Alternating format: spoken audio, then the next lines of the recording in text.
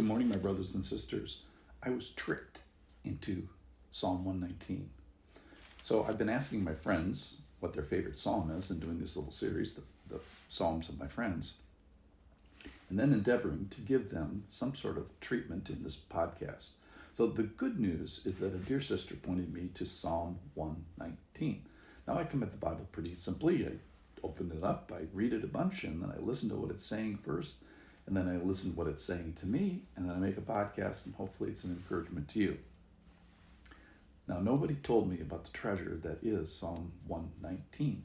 Now, it's repetition from various points of view as to the wonder that is the Word. So, absent this push, I probably wouldn't have chosen the longest psalm to do in this particular format. But here, having gotten this push, here we are, having been tricked into doing it. So let's give it our all. God put it in the Bible for a reason that pours over each one of us. He didn't put it in the Bible for another people group. No, it's for his believers and for his not yet believers. So yesterday we stumbled on the greatest purity verse in the entire Bible, Psalm 119, verse 9 and 11. How can a young man keep his way pure? By guarding it according to your word. I have stored up your word in my heart that I may not sin against you.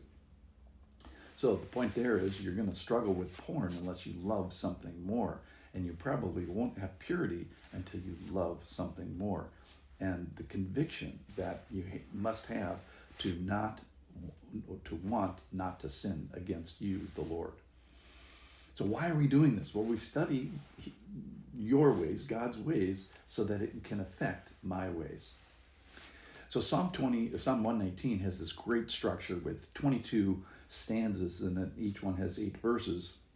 And today it's an acrostic, A, B, C, D. We're in the C here this morning. Verse 17, deal bountifully with your servant, that I may live and keep your word. Open my eyes, that I may behold wondrous things out of your law. I am a sojourner on earth. Hide not your commandments from me. My soul is consumed with longing for your rules at all times. You rebuke the insolent, accursed ones who wander from your commandments. Take away from me scorn and contempt, for I have kept your testimonies. Even though princes sit plotting against me, your servant will meditate on your statutes. Your testimonies are my delight. They are my counselors.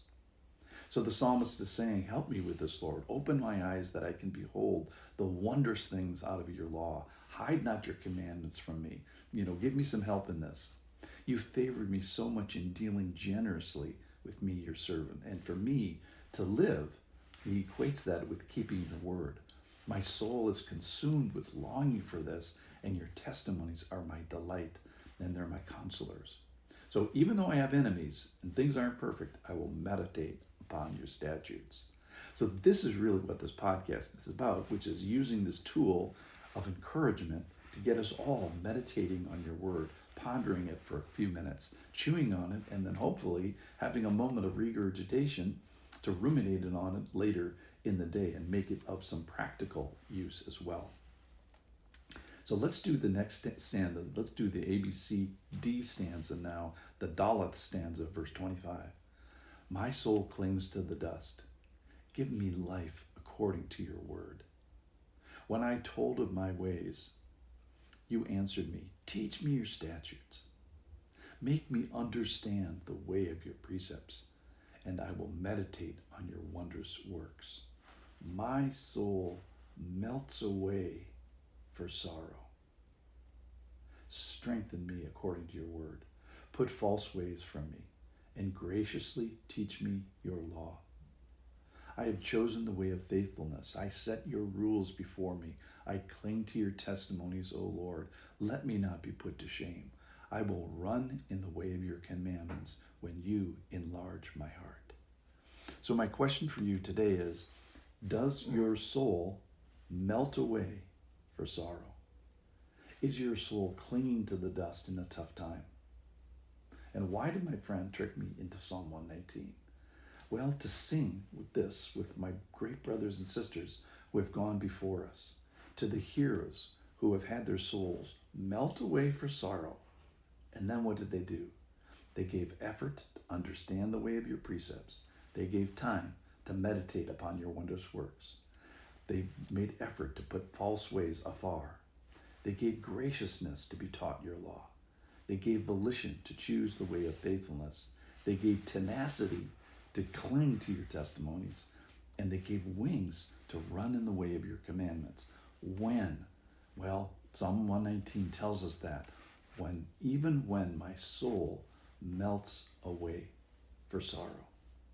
So I'm glad that I was tricked into Psalm 119, and I'm glad that you were tricked with me. So today the verse that I want to capitalize is verse 28. When do we commit and dedicate ourselves to the Lord? When times are perfect? Well, that's great. But verse 28, my soul melts away for sorrow. Strengthen me according to your word. And I think today, this psalm probably finds a few of us who have souls melting away for sorrow. If so, Psalm 19 is for all of us. Thanks for listening.